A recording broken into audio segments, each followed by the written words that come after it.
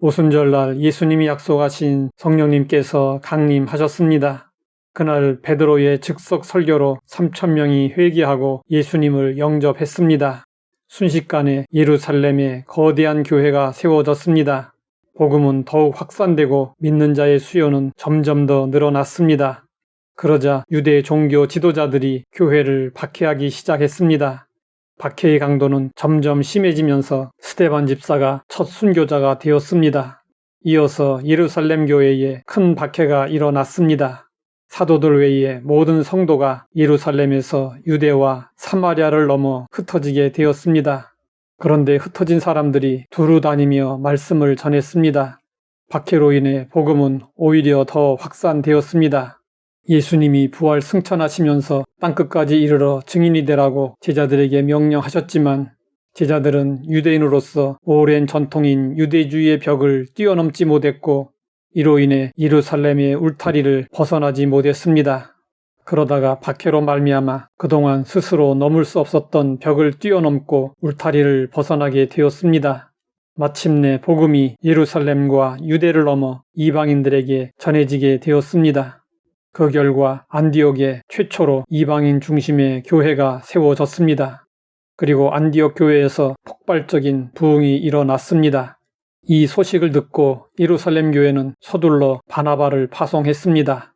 바나바가 부임하면서 안디옥 교회는 더욱 놀라운 성장을 거듭했습니다. 바나바는 헬라 문화에 익숙하고 성경을 잘 아는 바울과 함께 사역하면 좋겠다는 생각을 했습니다. 그 당시 바울은 고향인 다소에서 은둔 생활을 하고 있었습니다. 바나바는 다소까지 가서 바울을 찾아내 안디옥 교회로 데려왔습니다. 두 사람이 함께 사역하면서 눈부신 시너지 효과가 나타났습니다. 안디옥 교회가 더욱 부흥하게 되었고 사람들에게 그리스도인이라고 불리기 시작했습니다. 안디옥 교회 성도들이 그리스도인으로 불리게 된 것은 무엇을 의미할까요? 안디옥 교회는 단순히 수적으로만 성장하는 교회가 아니었습니다. 한 사람 한 사람이 말씀으로 철저히 가르침을 받고 훈련을 받았습니다. 그래서 안디옥 교회 성도들은 세상 속에서 그리스도의 제자로 인정을 받았습니다. 이것이 그리스도인이라는 이름에 담긴 의미입니다. 안디옥 교회에는 5명의 지도자들이 있었습니다. 그들은 바나바와 니게르라는 시므온과 구레네 사람 루기오와 분봉왕 헤롯의 젖동생 마나엔과 바울이었습니다.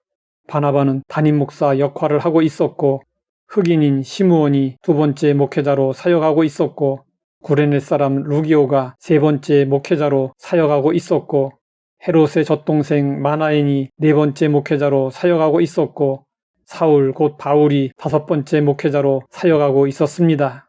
안디옥 교회는 이렇게 다양한 목회자들이 함께 사역하는 은혜로운 교회였습니다. 안디옥 교회에는 신분의 차별이 없었고 빈부의 격차도 없었고 학력도 중요하지 않았던 진정한 주님의 교회였습니다. 이것이 오늘 우리 교회가 추구해야 할 이상적인 교회의 모습입니다.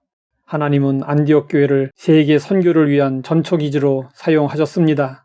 오늘 우리가 안디옥 교회를 주목해야 할 이유는 한두 가지가 아닙니다.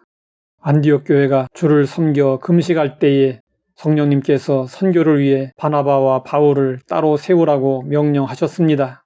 안디옥 교회는 주를 섬겨 금식하는 은혜로운 교회였고 성령님으로 충만해서 기도할 때에 성령님의 음성을 듣는 은혜로운 교회였습니다. 이에 안디옥 교회는 2 사람에게 안수하여 보냈습니다.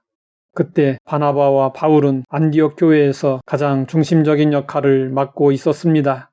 2 사람의 사역으로 안디옥 교회가 크게 부흥되었습니다. 그렇기 때문에 그들이 빠지면 교회가 어려워질 수 있었습니다. 참으로 난감한 상황이었습니다. 우리는 하나님의 뜻이 분명하고 예배를 통해 감동하더라도 순종하기까지는 고민하고 주저하며 망설이게 됩니다. 하지만 안디옥 교회는 바나바와 바울을 선교사로 파송하라는 성령님의 명령에 즉시 순종했습니다. 아무 이견 없이 순종했습니다. 안디옥 교회는 주님의 뜻에 적극적으로 순종하는 은혜로운 교회였습니다.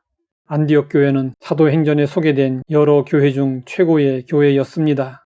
모 교회인 예루살렘 교회보다도 더 위대한 일을 해냈습니다. 우리의 교회도 이상적인 선교적 교회인 안디옥 교회를 본받아야 합니다. 우리가 처해 있는 현실 상황에서 안디옥 교회같이 이상적인 선교적 교회가 되는데 어려움이 있을 수 있습니다. 그럴지라도 우리는 선교적 교회를 지향하며 온전을 향해 나아가야 합니다. 하나님 아버지, 이상적인 선교적 교회의 모습을 보게 하시니 감사합니다. 안디옥 교회를 본받아 우리 교회도 선교적 교회가 되게 하옵소서. 예수님의 이름으로 기도드립니다.